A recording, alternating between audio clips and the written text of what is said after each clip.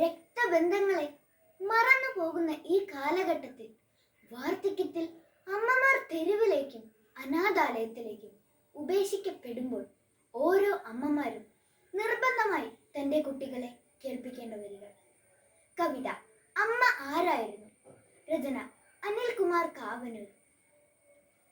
താരാട്ടു പാടിയതമ്മ, താലോലം മാട്ടിയതമ്മ, ഞാനുറങ്ങണ നേരത്ത് രാവറിയാതിരുന്നതമ്മ, ഞാനുറങ്ങണ നേരത്ത് നോവറിയാതിരുന്നതമ്മ, പൊന്നിൻ്റെ നിറമല്ലേലും പൊന്നേന്നു വിളിച്ചതമ്മ, പൊന്നിൻ കുടമായി തന്നെ പൊന്നും മകൾ നൽകിയതമ്മ, പാൽച്ചിരിയാൽ ഞാൻ ഉണരുമ്പോൾ പാൽ മധുരം ചുരത്തിയമ്മ, മാമൂണിന് നേദ്യം നൽകി മാവുണ്ണാൻ കഥകൾ പറഞ്ഞു, കാൽ തളയും കരിവളയും പൊന്നരയിലൊരേ രസം, കുഞ്ഞുടുപ്പും കളിക്കോപ്പും വാവയ്ക്കായി തന്നൊരമ്മ,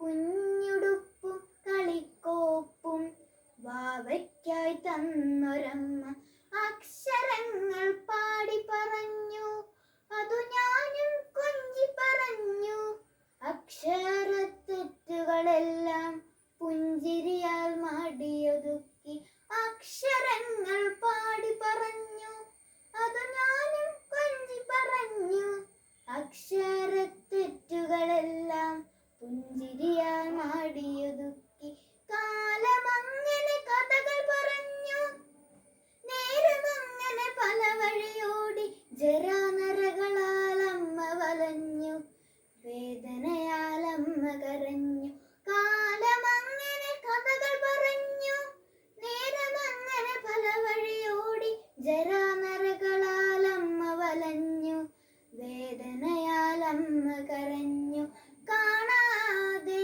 മക്കൾ നടന്നു അമ്മയെ കാണാതെ മക്കളകന്നു, കാണാതെ പോകണ മകനെ ആ താരാട്ടു മറക്കല്ലേ, കാണാതെ പോകണ മകളെ ആ പൊന്നുമ്മ മറക്കല്ലേ.